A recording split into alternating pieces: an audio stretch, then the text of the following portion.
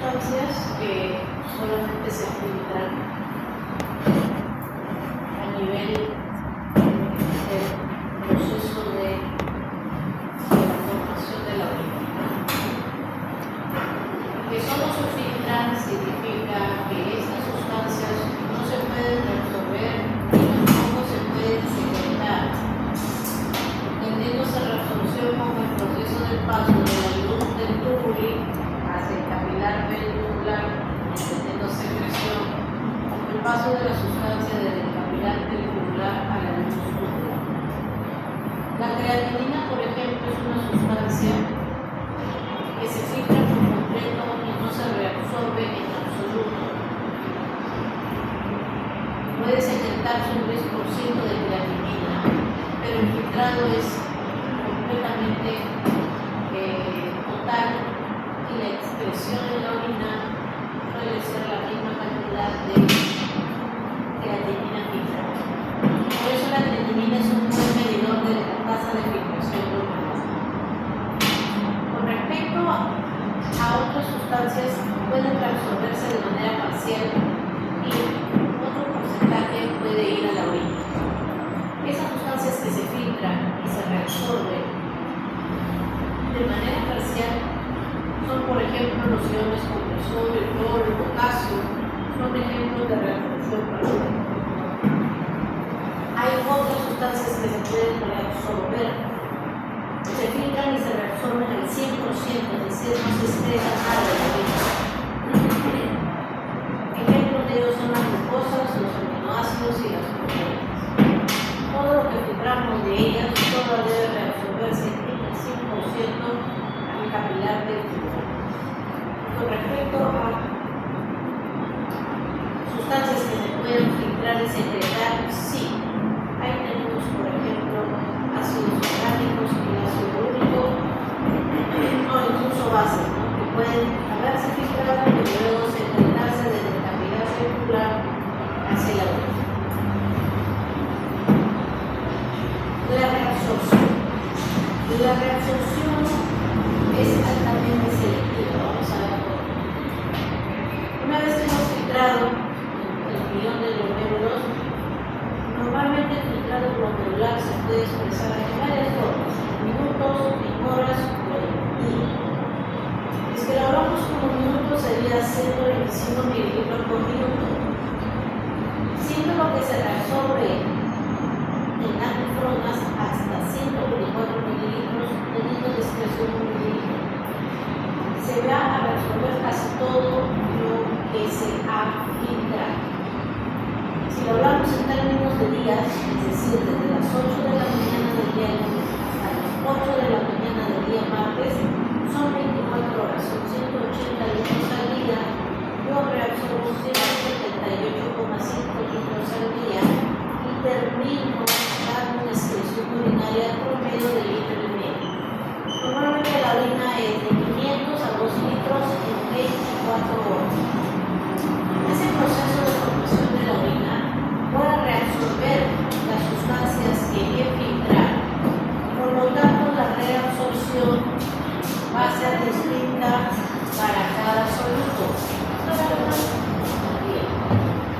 Por ejemplo, la glucosa que se acaba de filtrar, si lo tomamos como en 24 horas, son 180 gramos de glucosa que filtramos al día. De esos 180 gramos que nosotros filtramos, vamos a reabsorber 180. Significa que yo he absorbido o reabsorbido el 100%. Ninguna molécula de glucosa se ha perdido en la orina. Comparemos eso con la creatinina. La creatinina se ha filtrado en 24 horas como 1,8 gramos. Y lo que yo he reabsorbido es 0%. Por lo tanto, he excretado toda la creatinina filtrada, absolutamente toda. Por eso la creatinina es una molécula que ayuda a medir la tasa de filtrado glomerular. La urea, por ejemplo, se va a filtrar, solo se va a reabsorber el 50% de la urea. Entonces podemos ver que mientras que para algunas moléculas podemos reabsorber el 100%, para otras podemos reabsorber el 50% y para otras 0% de reabsorción. Por lo tanto, queda claro que la reabsorción tubular es un proceso altamente selectivo dependiendo del soluto a reabsorberse. Vamos a empezar con la reabsorción en el túbulo contorneado proximal. El túbulo contorneado proximal está formado por unas células de tipo únicas que tienen microvelocidades para la gran reabsorción de los solutos que están en la luz del túbulo proximal hacia la sangre, es decir, hacia los capilares pertubulares. ¿Qué cosas vamos a reabsorber en el túbulo contorneado proximal? Se da por sectores. Los sectores del túbulo contorneado principales son el segmento S1 proximal, que es el área bien contorneada, el segmento S3, que es la parte rectal del túbulo contorneado proximal. Vamos a reabsorber la mayor cantidad de sodio, agua, potasio del cuerpo humano. Que acabamos de filtrar, lo que acabamos de filtrar, el 100% de sodio filtrado, que es 145 miliequivalentes, voy a reabsorber el 65% de 145. ¿Ya lejos? ¿Eso? Ya. Sí, sube. Ya me mata, ya. No me cae. Pásame mis notas, Andrea, que aprovecha. ¿Hoy no pasa las notas? ¿Olvidé? Disculpe, estaba bien ocupada. Ahora le envío hoy día. Ya. Muy bien, gracias a las dos. Sí, porque no se escucha más. Y después hablar fuerte. Entonces, nosotros acabamos de filtrar 145 miliequivalentes de sodio porque esa es la cantidad de sodio en la sangre. De esos 145 miliequivalentes, el 65% yo lo voy a reabsorber a través de la vía transcelular o por la vía paracelular, es decir, entre célula y célula. Estas células tienen gran cantidad de mitocondrias porque el principal movimiento de solutos se va a dar gracias a la bomba de sodio, potasio, TPasa, que va a estar en la membrana vasolateral acá, vasolateral de estas células del túbulo contorneado proximal. Vamos a ver eso en imagen. Veamos primero cómo se reabsorbe el soluto sodio en el túbulo contorneado proximal.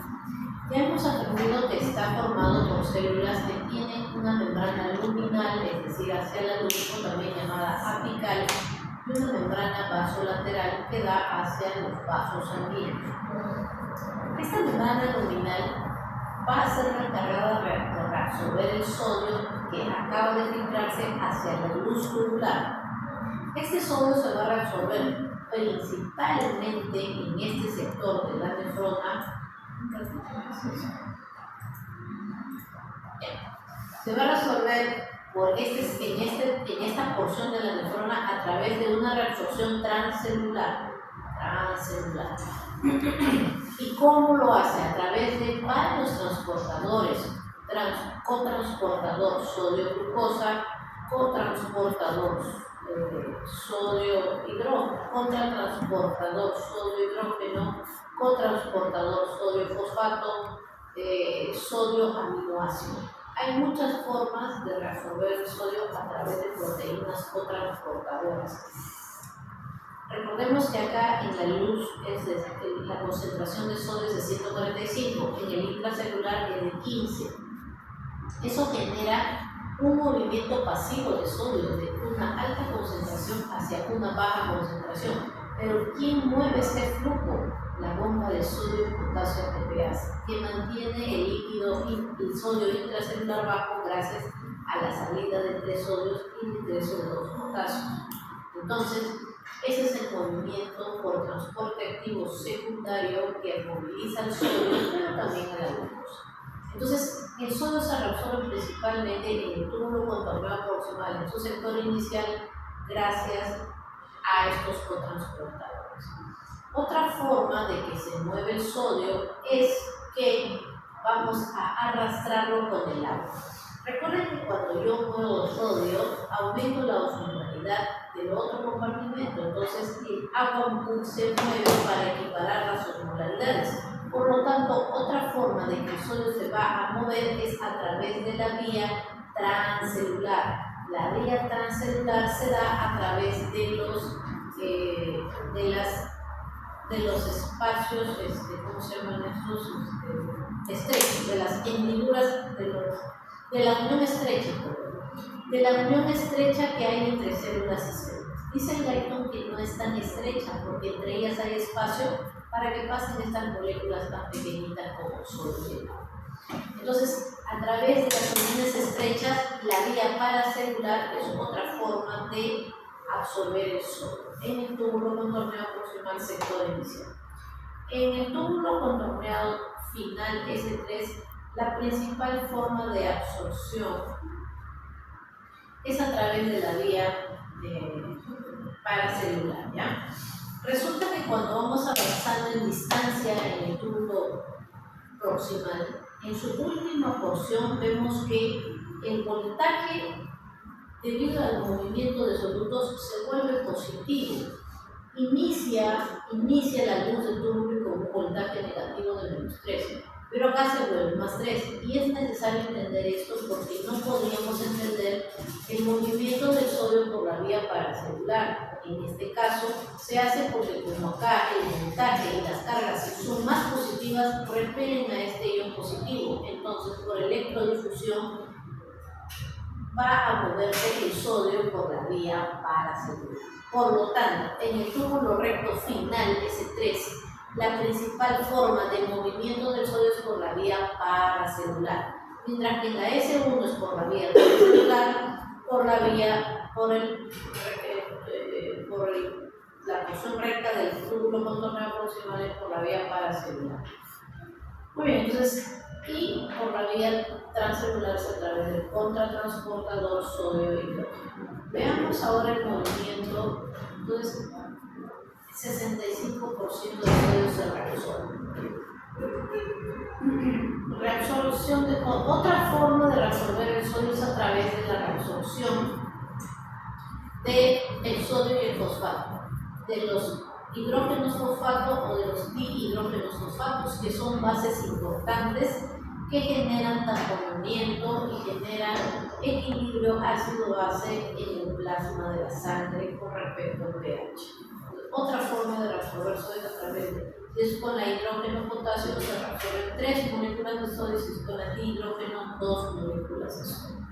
Otra forma de reabsorber el sodio es a través de cotransportes sodios aminoácidos, por ejemplo, 2 sodios con lisina, por ejemplo, 2 sodios con un aminoácido, o netamente sodio y un aminoácido, a través de las proteínas que caben sus nombres para cada uno. Son otras formas de reabsorber el sodio. ¿Qué pasa si nosotros necesitamos una reabsorción extra del sodio? ¿La podríamos tener? Sí, a través de la estimulación de la angiotensina 2. Si estamos en procesos de hipotensión o en procesos de bajo volumen de sangre, necesitaremos reabsorber más sodio y por ende movimiento de ósmosis del agua para aumentar el volumen dentro de la sangre. Entonces, la angiotensina 2 que se produjo en ese proceso de conversión de renina-angiotensina va a unirse a sus receptores de tipo AT1. Estos receptores AT1 los tenemos en todo el recorrido de la neurona, el túbulo contorneado proximal, las ADG y tal, si fuera necesario, ¿no? Al unirse a su receptora AT1, que miren, está tanto en la membrana vasolateral como en la membrana luminal, donde está la orina, va a generar la activación de proteínas de ambos lados de la membrana. Para la membrana luminal, estimulará a la cotransportadora activa secundaria sodio-hidrógeno, reabsorbo sodio y secreto hidrógeno. Y en la membrana vasolateral va a estimular a la bomba de sodio, potasio, TPA para mover más iones de sodio y reabsorberse a la sangre junto con el agua, o estimulando al sodio bicarbonato, que a su vez reabsorberá más sodio también junto con bicarbonato. ¿Cómo se reabsorbe el cloro en el tubo contorneado? Lo acabo de filtrar. En esa primera porción de ese primer filtrado del túbulo contorneado proximal, yo lo voy a reabsorber principalmente por la vía paracelular. Vean que en la porción anterior su principal forma de reabsorción del sodio era por vía transcelular. Para el cloro, en la primera porción del túbulo contorneado proximal, su principal forma de reabsorción es por la vía paracelular. Paracelular, al comienzo de la formación de este filtrado, las cargas totales de voltaje en la luz son negativas, menos 3 milivoltios. Por ende va a haber una repulsión, una difusión por fuerza eléctrica del cloro desde la luz hacia el intersticio.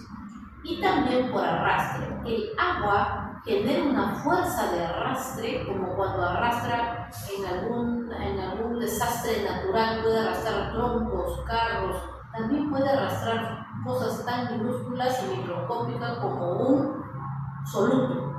Así como puede arrastrar agua por la vía paracelular, también puede arrastrar cloro por la vía paracelular. Son las dos formas por la vía paracelular que se va a absorber otra vez el cloro. ¿Qué porcentaje? Hasta el 50% de cloro se va a reabsorber en todo el túbulo contorneado proximal. Avanzando ya en la porción recta del túbulo contorneado proximal, aquí el voltaje cambia y va a hacerse positivo. Por lo tanto, dijimos que esa positividad hacía que se reabsorba el sodio. Perdón, sí, claro, lo empujaba por electrodifusión. Pero como el sodio tiene un electrón más libre en su orbital y el cloro ha perdido uno, se juntan, ¿no? Sodio y cloro. Y por ende va a llevar el sodio junto con el cloro hacia el espacio intersticial y por ende luego a la sangre. La otra forma de reabsorción de cloro es la vía transcelular. La vía transcelular va a ser a través del intercambio de bases con cloro, ¿ya? Entonces se reabsorbe el cloro y se va a eliminar bases hacia el intersticio, hacia la longitud. Y luego el cloro se puede reabsorber por la vía vasolateral a través de proteínas propias del cloro o por transporte cloro-potasio. El bicarbonato también se reabsorbe en el túbulo contorneado proximal. Es el principal tampón de la sangre, mantiene la acidez baja, ¿no? Un pH equilibrado. Se reabsorbe hasta el 90% según la literatura del Silverton o hasta el 80% según el boro. Todo esto se reabsorbe la mayoría en el túbulo contorneado proximal. Este túbulo contorneado proximal, ¿de qué forma va a reabsorber el bicarbonato hacia la sangre? Lo va a reabsorber de la siguiente manera. Cuando el bicarbonato llega aquí a la luz tubular, gracias a la anhidrasa carbónica liberada por estas células cúbicas con microvellosidades, tienen ellas la función de producir anhidrasa carbónica. Esa anhidrasa carbónica, antes de que ella actúe, vamos a tener la unión del bicarbonato con los protones de hidrógeno que eran cotransportados o contratransportados por la soda de hidrógeno. Van a unirse para formar ácido carbónico. Y este ácido carbónico se va a desdoblar gracias a la anhidrasa carbónica en agua y CO2. ¿Por qué pasa eso? Porque resulta que el bicarbonato no se puede absorber de manera directa por la membrana luminal. No se puede reabsorber, no tiene un transportador, no puede atravesar los fosfolípidos. Por lo tanto, lo que va a hacer el cuerpo es transformar a esta molécula momentáneamente en agua y CO2 para posteriormente volverla a convertir en bicarbonato. Este CO2, al ser un gas, y al ser liposoluble difunde, ¿no?, tras difusión simple por la membrana de fosfolípidos y se encuentra con el agua intracelular. Vuelve a formarse otra vez el ácido carbónico que gracias a la anhidrasa carbónica se va a dividir en hidrógeno y bicarbonato. Y vea usted cómo a través de este ciclo continuo yo puedo reabsorber el bicarbonato hacia la sangre y esa es la forma del 90% de reabsorción de bicarbonato. El potasio también se reabsorbe, el 65% del potasio se reabsorbe aquí, en el túbulo proximal, de dos formas. Vean, una es por arrastre del agua, así como arrastró el sodio, así como arrastró el cloro, también arrastra el potasio. Y otra forma es a través de que, recuerden que en la parte más distal del túbulo, en la parte recta, la luz se vuelve positiva, por lo tanto hay una electrodifusión de repulsión del potasio por la vía paracelular, difusión paracelular. Entonces, vemos que la reabsorción de potasio en todo el túbulo proximal es por la vía paracelular. Con respecto a la glucosa, hemos dicho que se debe reabsorber el 100% de la glucosa que hemos acabado de filtrar. Esto se va a dar bajo dos proteínas importantes, la SGLT2, es decir, la sodio-glucosa transporter 2, en la porción inicial, y la sodio-glucosa transporter en la porción tardía. Estas proteínas tienen afinidades distintas. La SGLT2 tiene una baja afinidad, ¿no?, por la glucosa. En cambio, la SGLT1 tiene una alta afinidad por la glucosa. Y eso está bien, porque lo poco que me falte reabsorber aquí se va a unir con mayor afinidad para que no pase ningún azúcar al asa descendente de Henle, porque en todos estos sectores que estoy señalando aquí, ya no tenemos receptores SGLT, o sea, sodio-glucosas transporter. Por lo tanto, si alguna glucosa se escapa, jamás podrá ser reabsorbida otra vez y irá a perderse por la orina. En un individuo normal debemos de tener 0% de la carga filtrada, es decir, debo de haber reabsorbido el 100%. Una vez que esta proteína de transporte activo secundario que están dentro de las membranas luminales van a ingresar al sodio dentro de la célula y este ingreso de sodio va a tener que ser reabsorbido por proteínas GLUT en la membrana vasolateral. Esas proteínas GLUT que están en la membrana vasolateral son proteínas de transporte por difusión facilitada y será GLUT2 para la porción inicial y GLUT1 para la porción tardía. Actualmente existen medicamentos como por ejemplo la dapaglifosina o como marca se llama la Forxiga que vende Incapar, Comunifar, las clínicas. Ellas tienen la capacidad de inhibir a la sodio-glucosa transporter, lo que genera que en pacientes que tengan altas cargas de glucosa, la glucosa se pierda por la orina, es decir, es una forma de tratamiento renal de la diabetes mellitus a través de la pérdida de sodio por la orina. Con respecto al transporte de glucosa hay que hacer alguna mención importante. Lo normal que recorre la sangre de azúcar es 100 miligramos por 100 mililitros de azúcar. Eso es lo normal. Pero una persona puede tener más, sí, pero eso ya es una enfermedad. Cuando las personas diabéticas tienen resistencia a la hormona insulina y esa insulina ya no puede guardar el azúcar dentro de los tejidos, el azúcar en el torrente de la sangre va a aumentar. Y si aumenta el azúcar dentro del torrente de la sangre que llega al capilar peritubular va a ser alta. Y eso va a tener consecuencias con respecto a la absorción de glucosa en la orina, en la nefrona. B. La carga filtrada de glucosa es igual a la tasa de filtrado glomerular por la glucosa en sangre. Ya hemos entendido en la primera diapositiva que el filtrado por minuto es de 125 mililitros. O sea, de todo el volumen que llega se filtra 125. Y de la glucosa plasmática es 1 miligramo por mililitro, porque si dividimos 100 entre 100 sale 1 miligramo por mililitro. Por lo tanto voy a tener 125 miligramos por minuto. Esto es lo normal es la carga filtrada, o sea, llegan 125 miligramos de azúcar por minuto a esas nefronas. Es una cantidad adecuada para que los transportadores SGLT puedan reabsorber la glucosa de la luz de la orina hasta la sed. Pero ¿qué pasa si esta persona aumenta su cantidad de glucosa en sangre? Ya no es 100, ahora es 200, o sea, ya es un diabético y tiene un aumento de glucosa.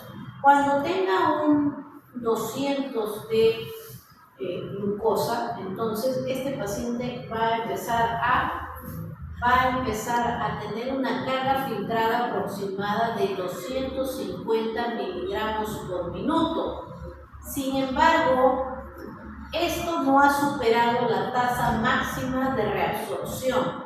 ¿Cuánto es la tasa máxima de reabsorción de azúcar? Hasta 375 miligramos por minuto. Significa que un paciente diabético puede estar en la calle caminando con 200 de azúcar, que lo normal debe ser 70, 80, pero él está con 200, máximo hasta 100, con 200, y está teniendo una una carga filtrada de 250. Todos estos transportadores SGLT están desesperados por reabsorber ese azúcar para que no se vaya y se pierda en el orina. Pero si es que esa tasa de filtración, si ese transporte máximo, esa carga filtrada ya supera los 375 miligramos por minuto, o sea, más de 300 o más de azúcar, entonces el azúcar ya no va a sobresaturarse los sistemas de transporte. Va a haber tanto soluto para tan poco transportador y por lo tanto el azúcar va a perderse por la orina y eso se llama glucosuria, es decir, orinar azúcar por la orina. Esto va a aumentar la osmolaridad de la luz del túbulo, porque la glucosa es un osmol efectivo, por lo tanto esto va a jalar agua. En consecuencia, los pacientes que tienen glucosuria, es decir, pacientes diabéticos, van a tener un síntoma que se llama la poliuria, van a orinar mucho y por lo tanto, como orinan mucho, se van a deshidratar y les va a dar sed. Y viene el otro síntoma de la diabetes que es la polidipsia, orinan mucho y por lo tanto toman mucha agua. Reabsorción de aminoácidos, oligopéptidos y proteínas.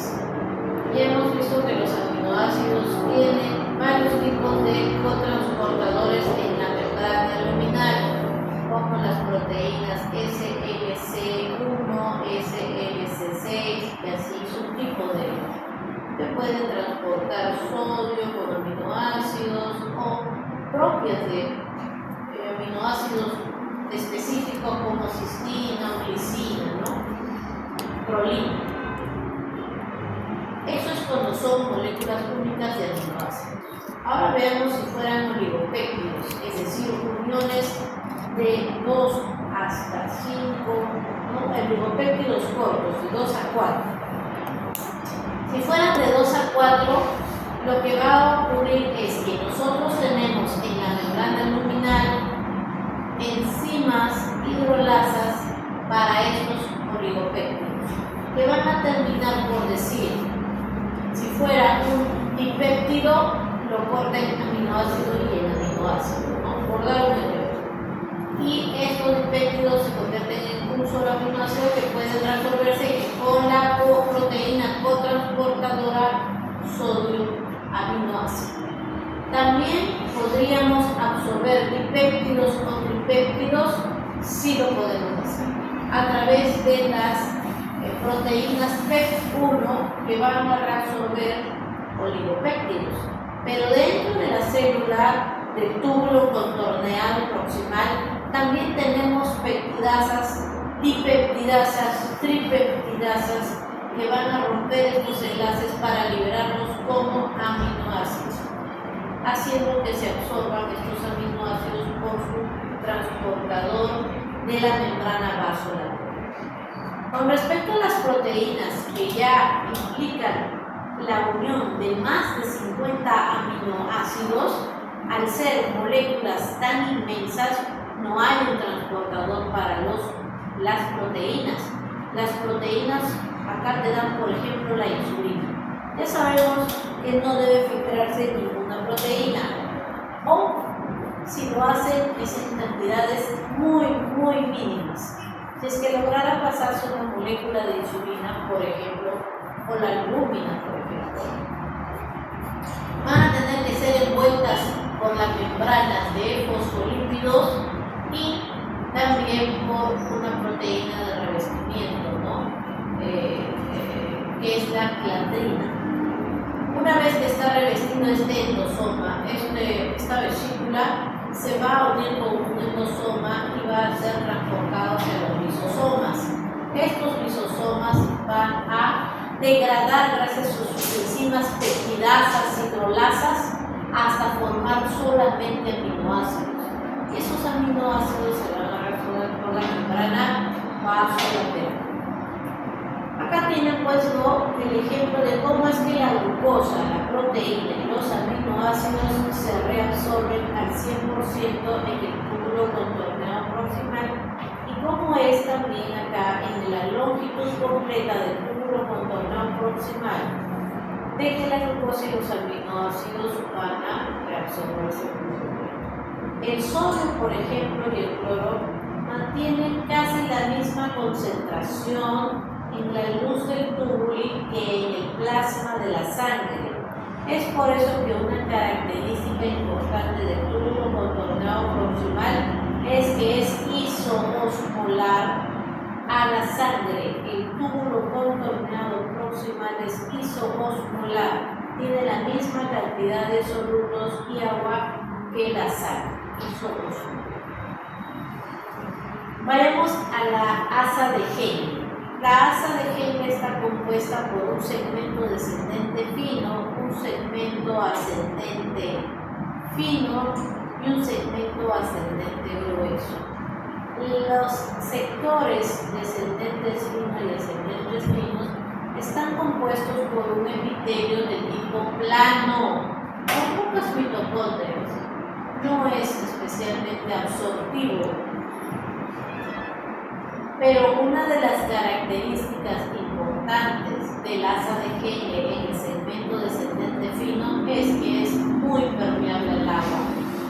Por lo tanto, estamos comprendiendo que el agua se absorbió aquí en el túbulo contorneado proximal y en el segmento descendente fino del asa de Henle. Acá en esta imagen que les puse al comienzo, pueden ver que el 65% del agua, así como del sodio, se reabsorbe en este sector proximal, y en el segmento descendente fino, para el libro de Silverton nos dice que un 15%, para el Diamond un 20%, son promedios casi aproximados. Por lo tanto, tienes casi el 80-85% de agua que acabas de reabsorber entre el túbulo contorneado proximal y el segmento descendente fino, gracias a que él tiene unas proteínas que se llaman las acuapolinas de tipo 1.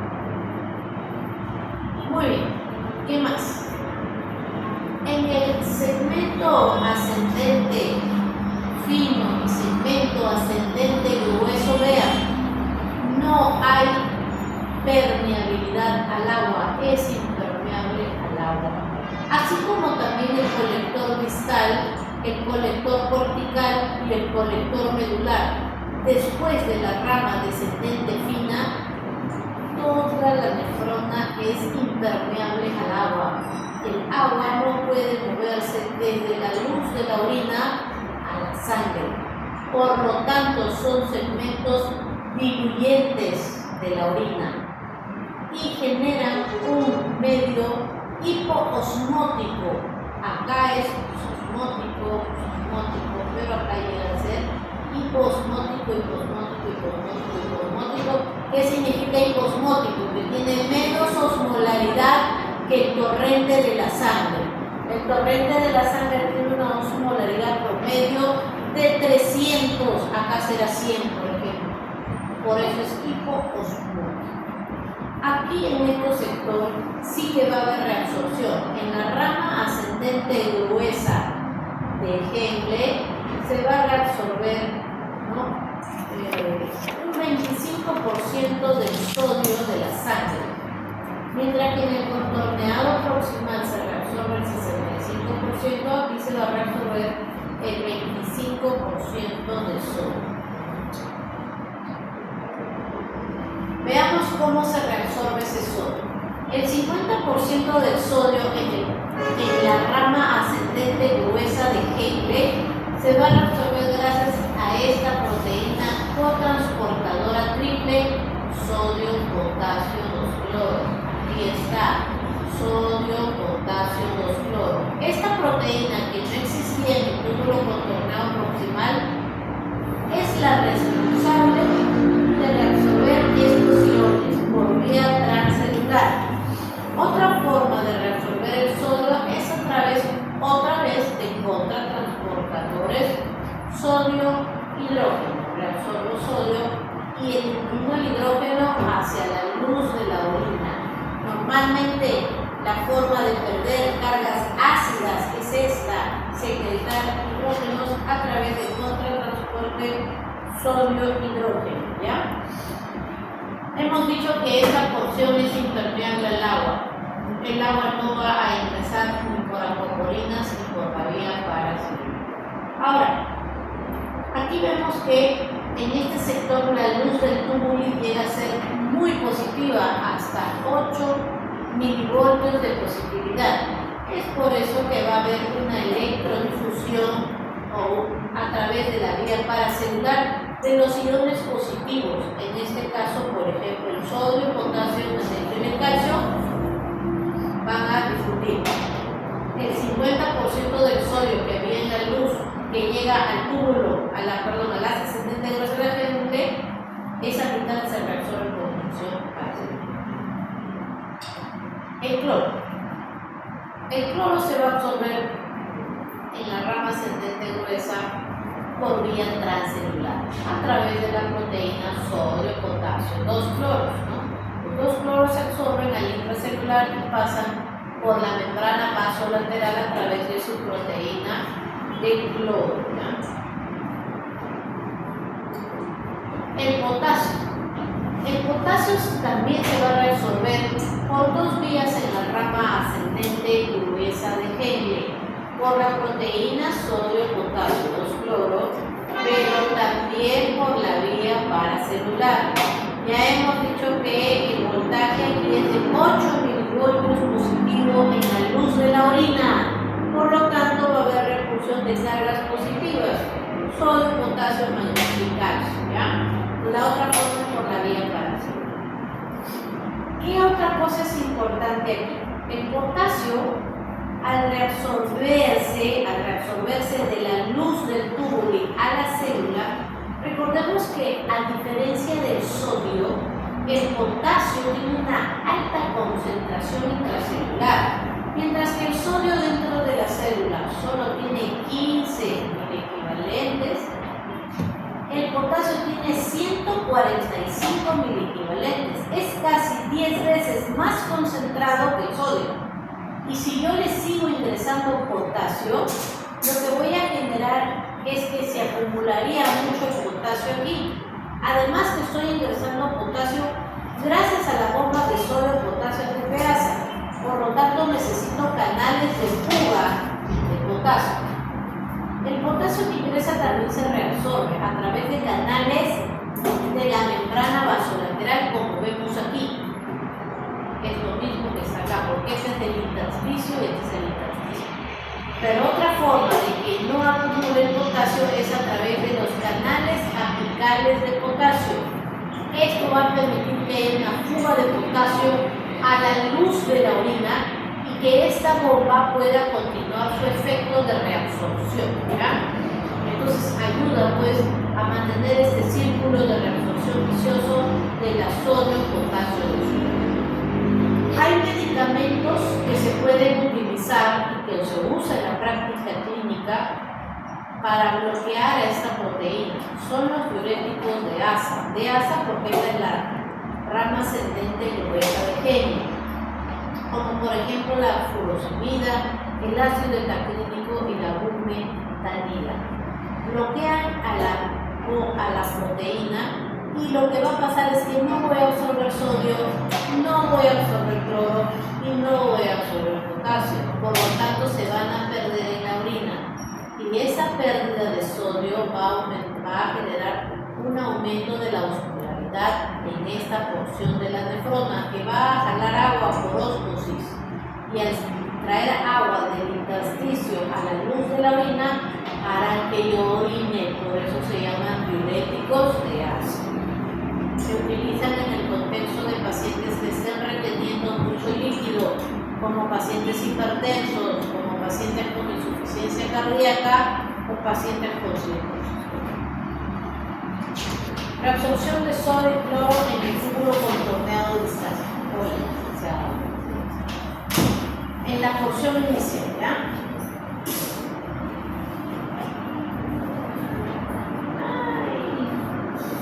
¿Ya ven? Acá lo puedo hacer. Acá yo se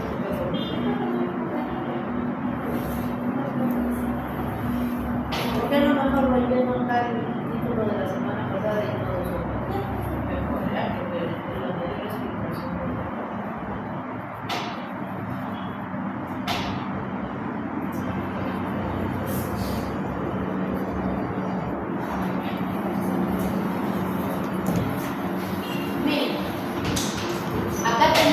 Que vamos a ver cómo se hace la absorción de sodio y cloro en el túbulo contorneado distal en su porción. El túbulo contorneado distal, ya no salimos de la asa ascendente gruesa. Este contorneado distal, vean, tiene a su vez dos porciones. Así como el contorneado proximal tenía una porción inicial y una porción final, el distal contorneado también tiene una porción inicial y una porción final. En este momento solamente vamos a ver el movimiento de solutos en el contorneado distal en su porción inicial.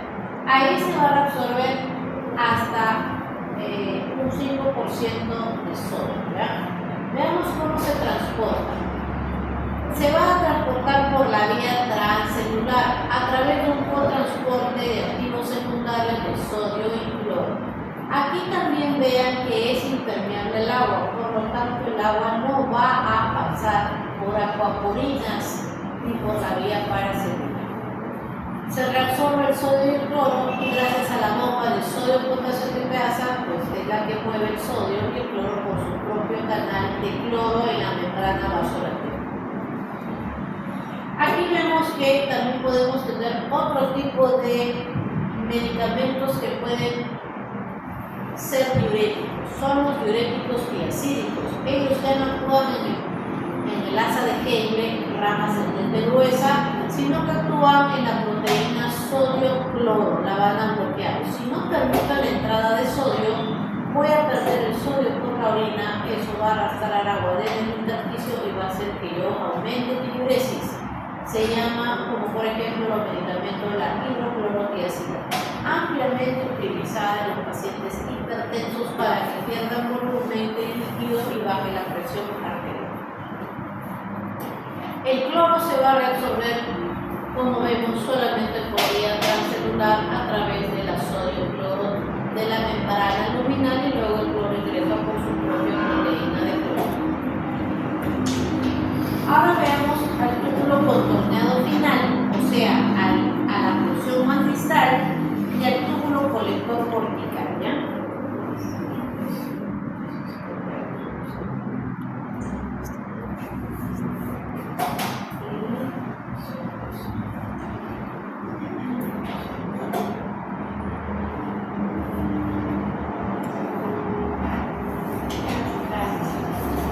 El túbulo colector cortical. El túbulo colector también tiene dos porciones, la parte que está en la corteza del riñón y una parte que está en la médula, que es el túbulo colector medular. Para este momento nos vamos a centrar en el contorneado distal final y en el colector cortical.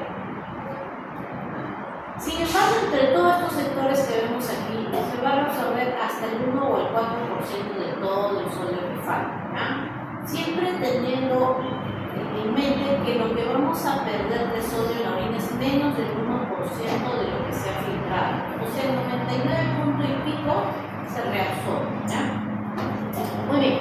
¿Qué células van a conformar a esta porción distal final y al túbulo colector cortical?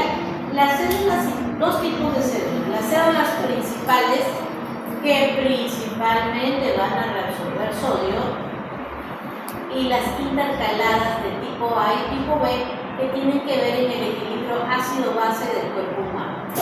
Vamos a verlas con más detenimiento. En este sector, vean, se va a reabsorber sodio, se va a secretar potasio. Estas células principales, vean, reabsorben sodio y secretan potasio, ¿ya? Cuando yo digo secreta, es que va a ir del intersticio a la luz de la orina. Y vamos a tener las intercaladas tipo A y tipo B, que van a tener que ver con la regulación ácido-base entre el hidrógeno y el bicarbonato. Otra cosa, vean que estos sectores cortical distal, túbulo contorneado distal final y el túbulo colector y el cortical y medular están influenciados por hormonas. ¿Qué hormona, doctora? La hormona antidiurética, para que yo pueda reabsorber agua extra, y la hormona aldosterona, que tiene la función de reabsorber sodio, y si reabsorbe sodio va a arrastrar consigo por ósmosis agua. Recuerden que todos estos sectores son impermeables al agua, pero el colector, el contorneado distal final y todo el túbulo colector se puede volver permeable al agua gracias a la influencia de la antidiurética y a la aldosterona. Ahí recién se vuelve permeable al agua. Contorneado distal final y túbulo colector cortical. Vamos a ver ahora a las células principales, nos vamos a fijar solamente en ellas y después vamos a ver a las intercaladas. Estas principales, vean ustedes, tienen como función reabsorber sodio y secretar potasio. O sea, me regresan el sodio a la sangre y me hacen perder potasio por la orina. Vamos a ver cómo ellas ejercen esa función. Recuerden que la bomba de sodio y potasio de Pearson, ella reabsorbe sodio del intracelular a la sangre. Eso genera un flujo de movimiento que aquí va a ser este sodio recuperado de la orina gracias a unas proteínas especiales llamadas los canales ENaC. Esos canales ENaC están en la membrana luminal, van a permitir el pasaje de ese sodio que estaba quedando a la célula. De esta forma reabsorbe el sodio. ¿Y cómo secretan el potasio? De dos formas, también por vía transcelular. Van a tener proteínas de potasio, las proteínas ROMK. Las proteínas ROMK son proteínas de la membrana luminal que tienen la función de que secretes, o sea, de que lleves el potasio del intra hacia la luz de la orina. Y la otra forma es a través de un transportador potasio-cloro. Muy bien. En este nivel también podemos usar diuréticos. ¿Cuáles son? Si bloqueamos a los canales ENaC a través de medicamentos como la amiloride o triamtireno, entonces el sodio se queda en luz y por osmosis al agua y es un diurético del túbulo colector cortical. Ahora, los antagonistas del receptor de aldosterona. Dijimos que este sector de la nefrona es sensible o puede ser estimulado por la aldosterona, ya que dentro del citoplasma de estas células principales, adentro de ella, tiene un receptor, que es el MR, receptor mineralocorticoide. ¿Quién es el mineralocorticoide? La aldosterona. Cuando la aldosterona llega y se une a este receptor intracelular, tiene un efecto sobre el núcleo de la célula para transcribir proteínas ENaC y RONCA. Entonces, si cuando no había aldosterona yo tenía dos canales ENaC, ahora que tengo aldosterona estimulando la producción de ENaC, voy a tener 100 ENaC en la membrana celular apical. Por lo tanto, voy a reabsorber más moléculas de sodio, pero también voy a secretar más moléculas de potasio. Por eso que la aldosterona puede generar hipernatremia por hipocalemia. Estos medicamentos diuréticos como la espironolactona o la eplerenona, estos medicamentos pueden ir y bloquear el receptor de aldosterona, y al bloquear el receptor de aldosterona no voy a producir canales ENaC, no voy a producir canales RONCA, entonces voy a disminuir la reabsorción de sodio y voy a aumentar la secreción, voy a inhibir la reabsorción de sodio, pero también voy a inhibir la secreción de potasio. Entonces no voy a perder muchos potasios por la orina. Un segundo, me están llamando de presión. Aló. Hola, Ivana. Dígame.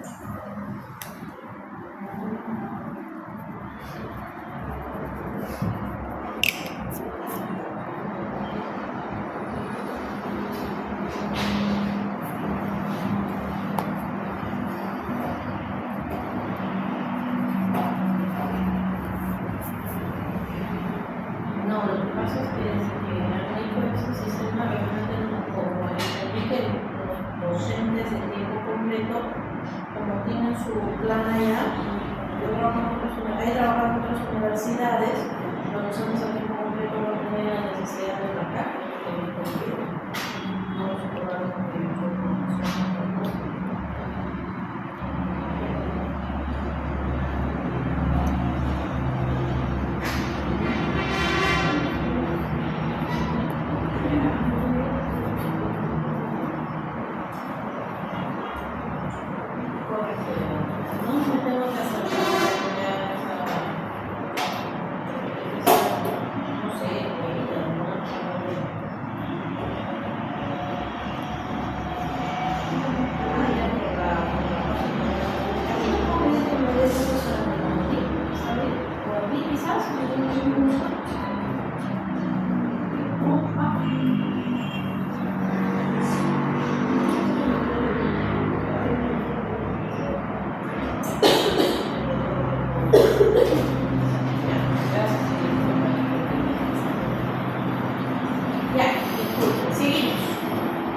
Entonces, miren, tienen que entender que la aldosterona aumenta la reabsorción de sodio y promueve la salida de potasio. Por lo tanto, puede producir hipernatremia por hipocalemia. Ese es el efecto natural de la aldosterona. ¿Por qué? Porque la aldosterona busca aumentar el volumen de agua al reabsorber sodio y por lo tanto osmosis de agua. La espironolactona bloquea a este receptor de aldosterona. Y al no producir el efecto de la aldosterona, no voy a tener reabsorción de sodio ni secreción. El potasio va a quedarse y el sodio va a perderse por la orina. Es una forma de producir diuresis con ahorradores de potasio. ¿Por qué se creó este tipo de diuréticos? Porque los anteriores producían hipocalemia, hiponatremia. Pero en este caso va a producir solamente hiponatremia. Muy bien. Regulación de la secreción de potasio por las células principales. Vean. ¿Qué cosas aumentan la secreción de este potasio por los canales RON-K? Dietas ricas en potasio. Si yo tengo unas dietas ricas en alimentos que tienen potasio, puedo aumentar el potasio en sangre y que yo tenga hipercalemia.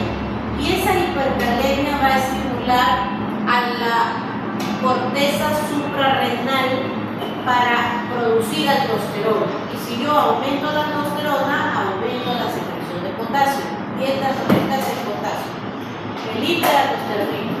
Tener un tumor en la glándula suprarrenal que aumente la concentración de aldosterona en la sangre, porque es una enfermedad real, va a hacer que yo reabsorba mucho sodio y secrete mucho potasio. Estos pacientes tienen la clínica de hipertensión arterial con hipocalemia. Las alcalosis van a activar a las células de tipo B. Las células intercaladas de tipo B van a reabsorber protones de hidrógeno en el contexto de una alcalosis y van a hacer que yo secrete potasio. ¿Ya? Por eso estos pacientes que tienen alcalosis van a ser van a generar hipocalemia. Y los diuréticos tiazídicos que bloquean la reabsorción de sodio y potasio, ¿no? Igual ya hace sodio y potasio, vamos a perder potasio en la orina. Y todo lo contrario para la disminución de la secreción de potasio. ¿Cómo se reabsorbe el cloro? El cloro se va a reabsorber por células principales y por las células intercaladas de tipo B. Repito, el cloro se va a reabsorber por las células principales y por las intercaladas de tipo B, porque las de tipo A no van a reabsorber potasio, lo van a secretar. Y las de tipo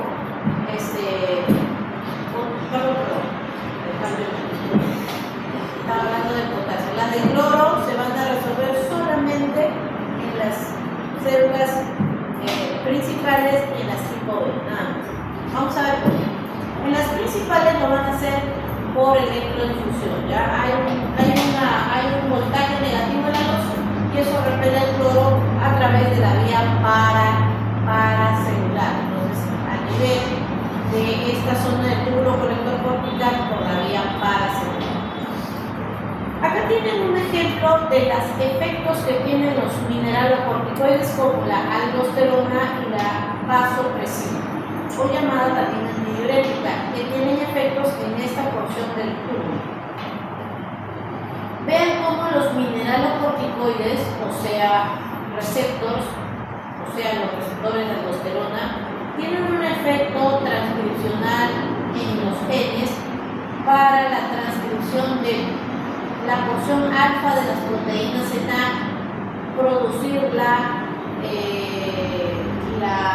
quinasa 1 reguladora del suero SGK1 y los genes RON-K. Estas porciones alfa en A van a ir a una vesícula de transporte para ir a formar las proteínas en A. Estas SGK1 van a estimular positivamente la función de las proteínas RON-K. Por lo tanto, estoy estimulando, gracias a la aldosterona, la reabsorción de sodio y la secreción de potasio. ¿Qué más? Esta SGK1 inhibe a la proteína NER4 que inhibe al canal ENA. Por lo tanto, si inhibo al inhibidor, esta proteína va a terminar reabsorbiendo sodio. Otro efecto positivo de la aldosterona. Y la aldosterona produce 2-RON-K. ¿Qué hace la antidiurética? Si bien es cierto, una de las funciones de la hormona antidiurética es colocar acuaporinas para reabsorber agua, otra de las funciones es sobre la estimulación de electrolitos. Va a promover la función de la proteína NA y también del RON-K. Va a movilizar a través de sus combinasas la translocación de estas proteínas para reabsorber sodio y quemarle agua y eliminar potasio. Entonces, la antidiurética y la aldosterona. Veamos las células intercaladas de tipo A y de tipo B. Las células intercaladas de tipo A, como ven ahí, van a secretar hidrógenos a la luz. ¿Por qué? Cuando yo tengo un medio muy ácido, o sea, tengo mucha acidosis, entonces vamos a propiciar la salida de hidrógenos, que son cargas ácidas, para yo perder esa acidez. Por lo tanto, acidifica la orina a través del siguiente mecanismo. El CO2 es un gas y es el ácido más acumulado en el cuerpo humano. El 90% o más de las cargas ácidas del cuerpo humano lo conforman el CO2, este de acá. Si yo estoy muy ácido, voy a tender a perder ese CO2. El CO2 ingresa por difusión simple, se une con el agua y... Oye, disculpa, ¿no se lo puede nada? Sí, bueno, se va a hacer la de dos. Sí, pero pon el cachito, el cachito. Sí, porque me duele la verdad. Tengo que hablar más fuerte. O sea, no solo los pegues, sino jálale. Eso, jálale. Sí, porque el viento lo abre. Esta también, ¿no? Ya listo, suficiente, ¿no? Entonces el CO2 se va a unir con el agua, forman el ácido carbónico y miren, se desdobla a la liderasa carbónica en protones de hidrógeno y bicarbonato. Como estoy ácido, voy a reabsorber el bicarbonato, que es un tampón de la acidez, y voy a secretar hidrógenos a la orina a través de la hidrógeno ATPasa, o sea, usa energía. Y la contratransportadora ATPasa hidrógeno potasio. Vean que cuando hay acidez, reabsorbo potasio. Pero cuando hay alcalinidad, o sea, hay una alcalosis, yo tengo que perder más bicarbonatos por la orina porque tengo que bajar mi alcalinidad. Entonces, de la misma forma, el CO2 ingresa, reabsorbe hidrógenos. Miren, estas mismas proteínas estaban en la membrana luminal, ahora están en la membrana vasolateral. Reabsorbo hidrógenos, por la hidrógeno ATPasa, hidrógeno potasio ATPasa, y la clorobicarbonato ahora está en la membrana luminal. Pierdo bicarbonatos, por lo tanto alcalinizo la orina, ¿ya? Y secreto potasio. Por eso decíamos que la pérdida de potasio aumenta en estados de alcalinidad. Dije que el cloro se resolvía paracelular entre las células principales, pero también se reabsorbe por las células tipo B por vía transcelular a través de la proteína clorobicarbonato. Entonces el bicarbonato sale a la luz y el cloro luego se ingresa y en la membrana lateral, vasolateral, se reabsorbe a través de la proteína. El túbulo colector medular también está influenciado por la aldosterona que llega de la sangre desde la corteza suprarrenal y se une a su receptor para promover las proteínas ENAC y RONCA para reabsorber sodio y agua y secretar potasio, pero también está muy influenciada, así como el resto de esta zona, por la antidiurética, ¿ya? Que coloca acuaporinas para la reabsorción de agua hacia la sangre. Si es que necesitáramos reabsorber agua, si es que lo necesitáramos, y eso hará que la orina sea muy tóxica. Acá tenemos un cuadro que les muestra esa permeabilidad al agua, por ejemplo. Dijimos que en el túbulo contorneado proximal y en la rama descendente fina había permeabilidad al agua como dos cruces, pero en adelante ya no. Ni la ascendente fina, ni la ascendente gruesa, ni la ascendente. Sin embargo, en el colector distal y en el colector medular y cortical, aunque no es permeable el agua, ella se puede volver permeable gracias al estímulo de la antidiurética, ¿ya? Y eso está bien, porque si no llegara agua, si tuviéramos un déficit de agua, esa porción final va a reabsorber.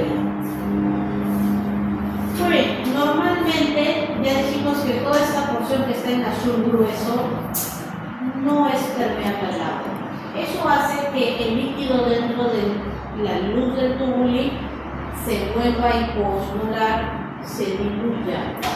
Normalmente cuando filtramos la orina recién filtrada es isoosmolar a la sangre.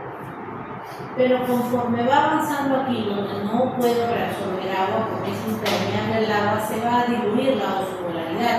Y la osmolaridad va a bajar, mira, en el túbulo contorneado, en la rama ascendente gruesa, 120 de osmolaridad. Acá 110, 100. Cuando no hay presencia de antidiurética o hay poca producción de antidiurética. Y eso termina saliendo en la orina como una orina hipoosmolar. ¿Hasta cuánto podría yo disminuir la osmolaridad de la orina? Hasta un valor de 50.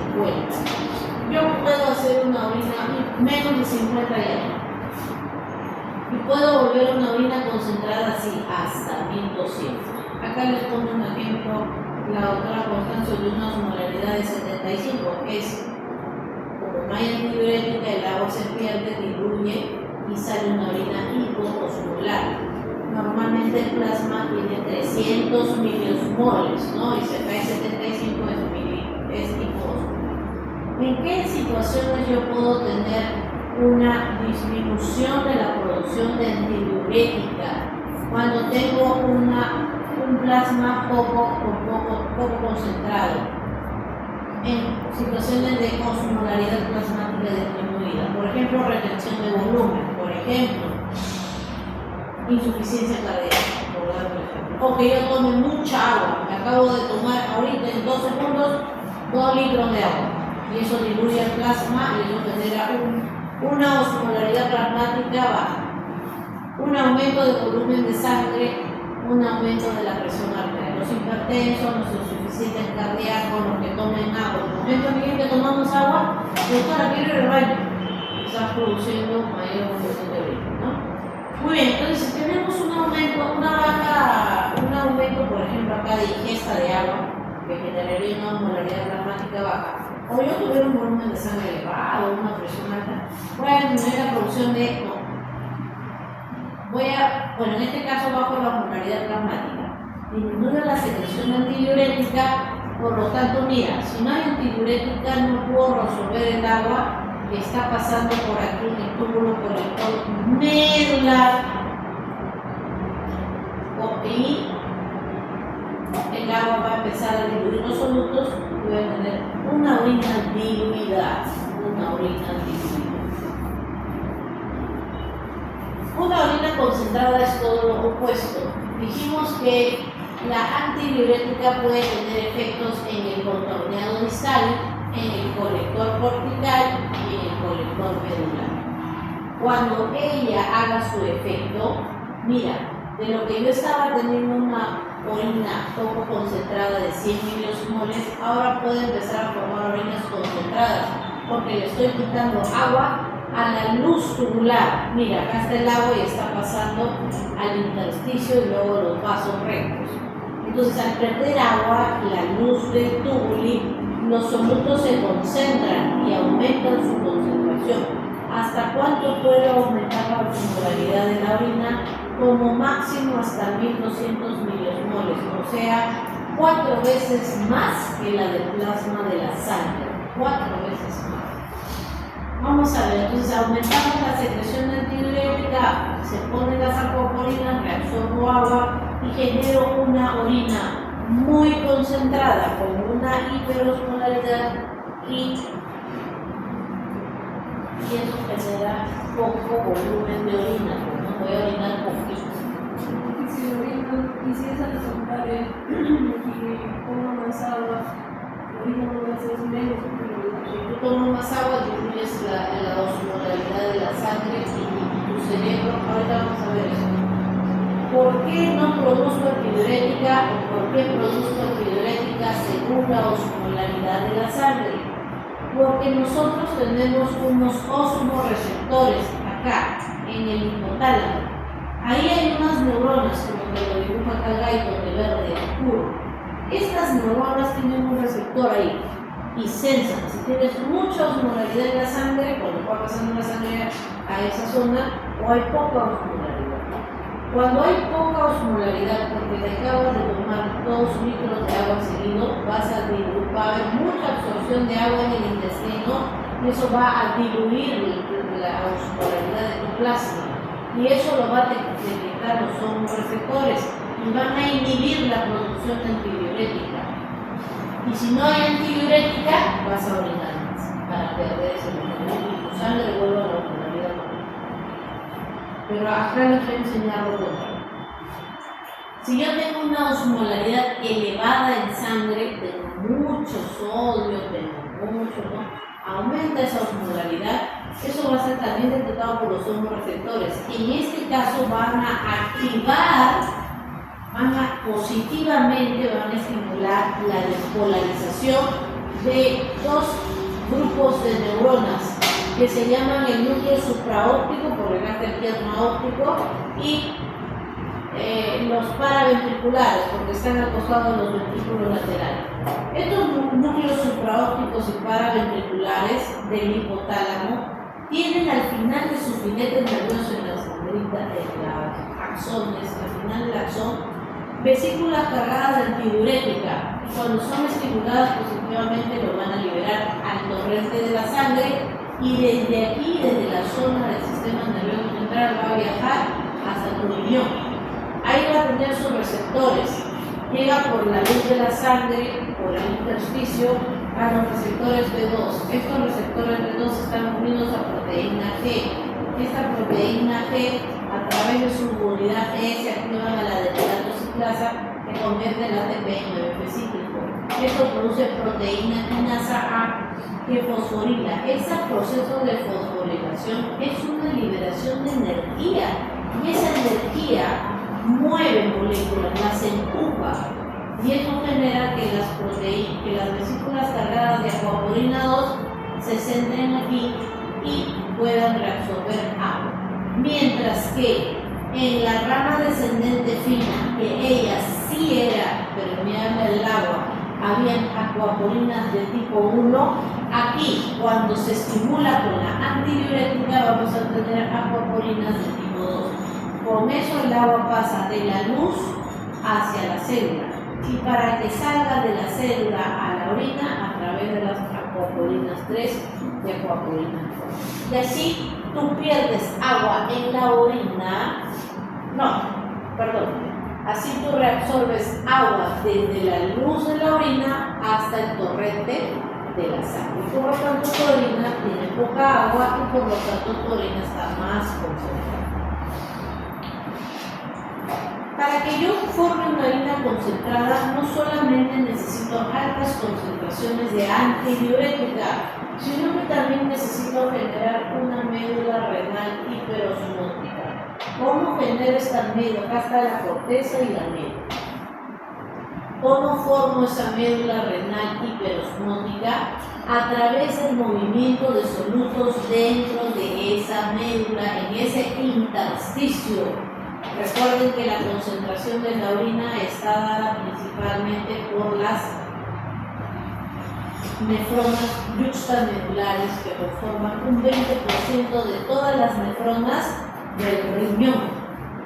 Entonces vamos a ver cómo es que estas nefronas yuxtamedulares generan esta gran osmolaridad del intersticio renal, ¿verdad?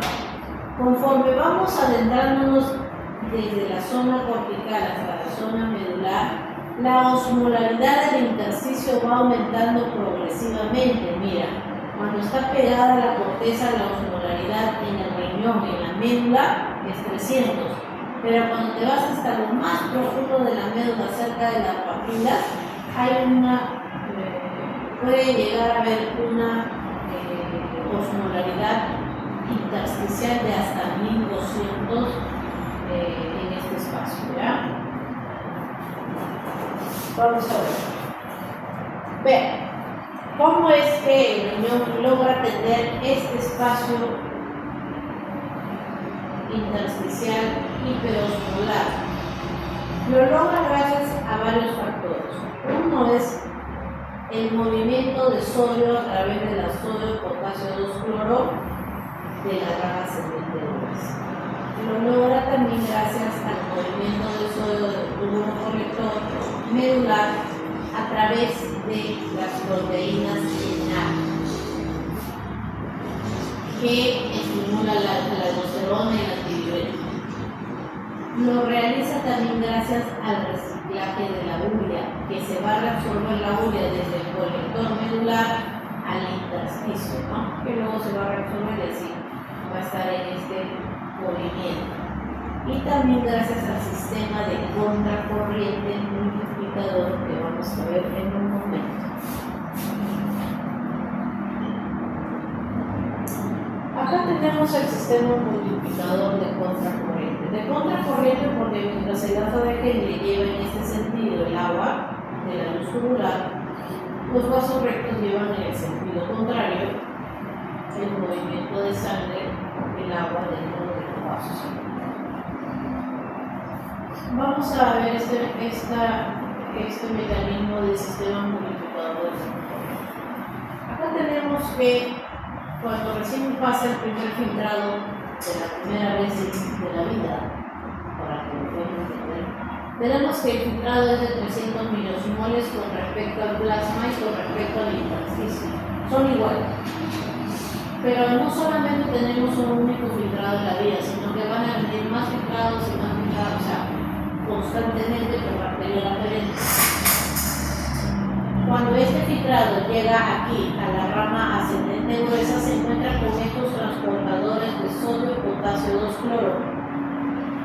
Esos transportadores de sodio, potasio 2-cloro van a mover sodio de la luz al intersticio, generando una diferencia siempre de 200 miliosmoles entre la luz del tubuli y el intersticio.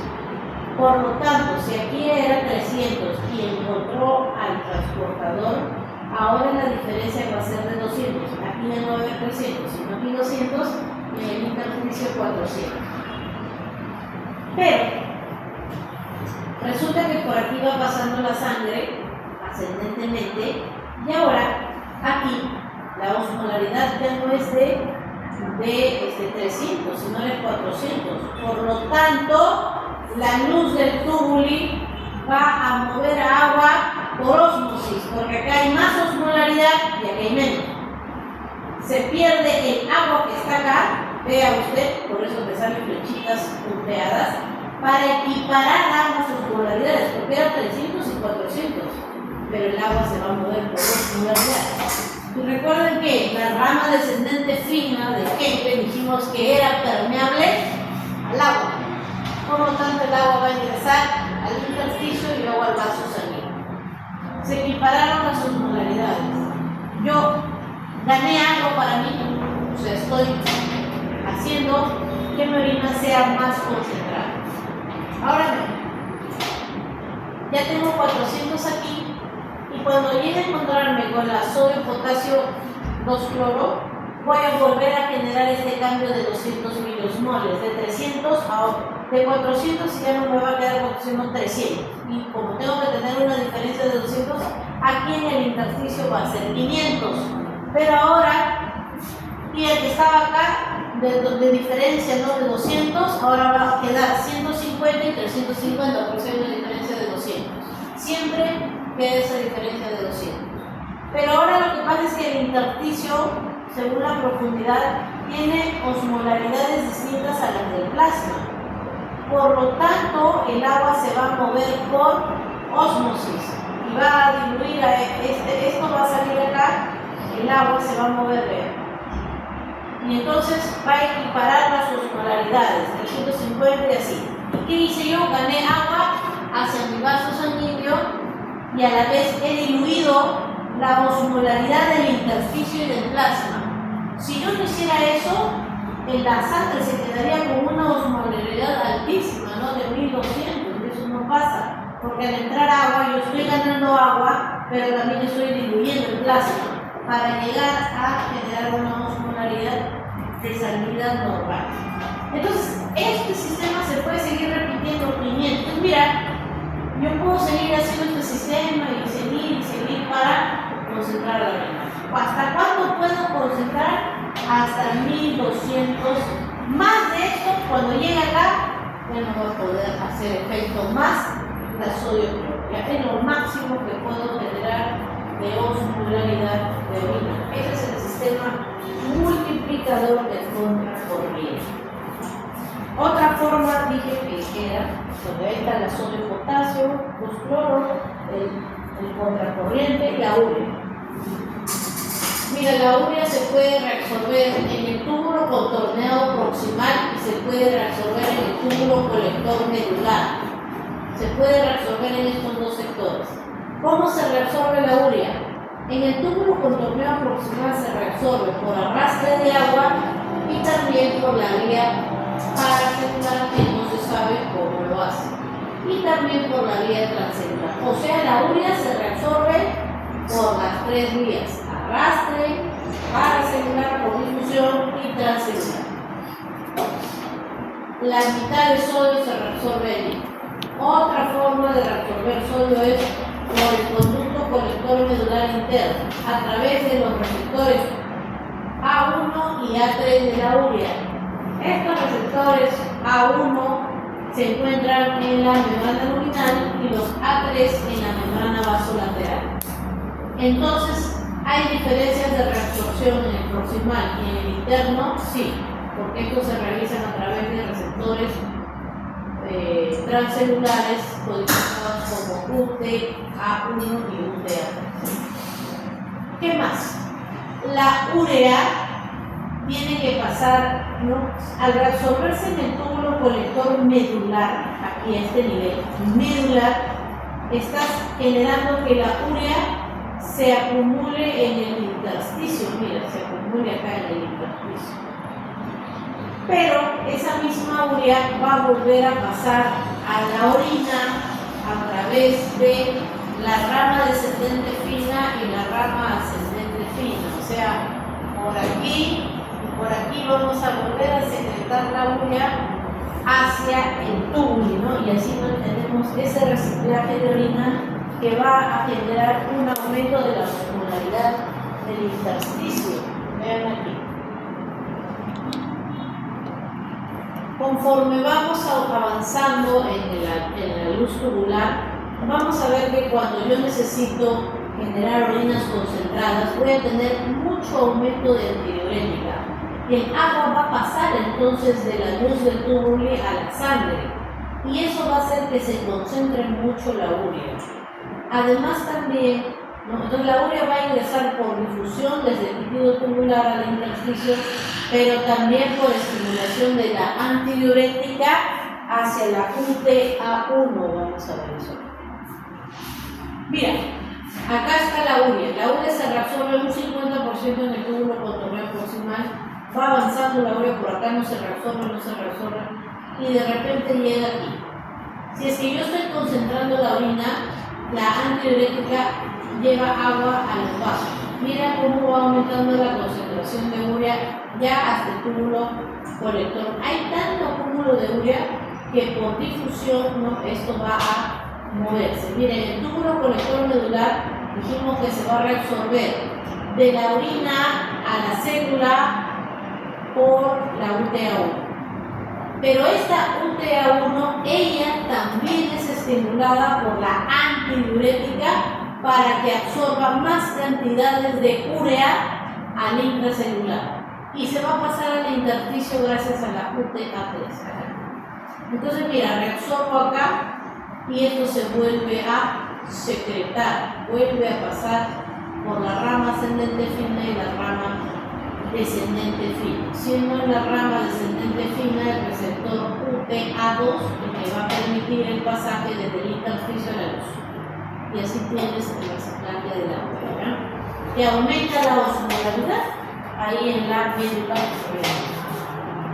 Muy bien, chicos, eso es todo. Acá nada más para que vean un paciente diabético que no tiene control tiene resistencia a la hormona insulina. Ella no puede guardar el azúcar ni en la grasa ni en el músculo, donde regularmente la guarda, Esa hiperglicemia va a aumentar la carga de filtración en el riñón y va a generar que aumente la osmolaridad en la orina, generando glucosuria. Ya, cetonuria es otra cosa, por cetónicos, ya lo estudiarán en hierro.